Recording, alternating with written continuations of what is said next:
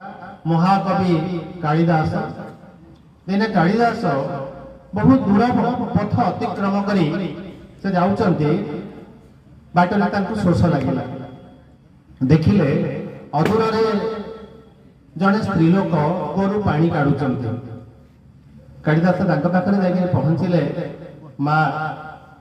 मु अत्यंत तृषार्थ मते जलदान करी मोर तृषा निवारण करंतु पारी शोष होउछि पानी पीले मोर शोष मेंटी जीव से लोक जनक कहले तमे किए मु तुमको तो चिन्हि नाही तमर परिचय कौन न जानी कि मु तुमको केमिति पानी देबी कालिदास कहले विनम्रतार सहित मु अतिथि स्त्री लोक जनक कहले अतिथि तो दी जन हो पारंती गोटे हूँ धन आ गोटे हूँ यौवन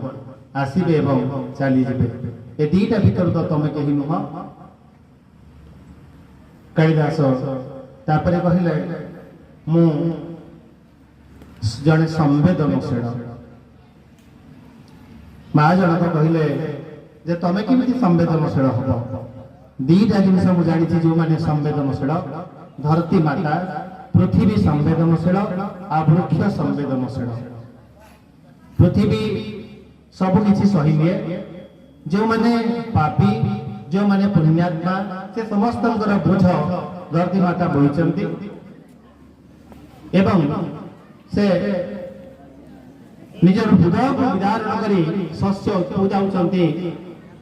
अन्य मानक सी पोषिचंती आ गोटे हला वृक्ष आमे पत्थर मारिले वृक्ष आमको सुमिष्ट फलदान करछंती तापरे अनन्य पायहिकरे कालिदास कहउछंती माँ मु जड़े मूर्ख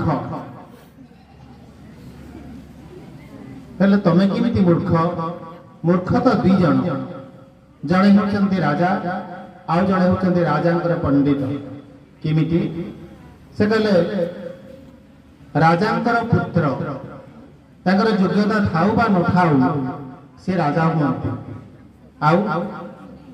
राज पंडित गोटे मिछ कथा को मध्य सत्य भाव में प्रमाणित कर राजा को खुशी करने चेष्टा करती से होचंती मूर्ख कालिदास अनन्य पायहिकरी से स्त्री लोकंकर पाद तले पड़ी जाउचंती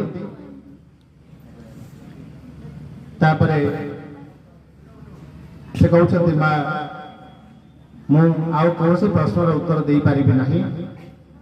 तापरे से तिलक जनक कहते उठ बाबा एति मिठा स्वर से कहले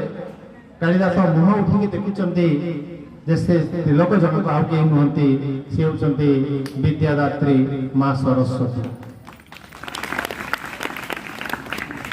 से कहते जे विद्या मनीष को शिक्षित करे विद्यावंत करे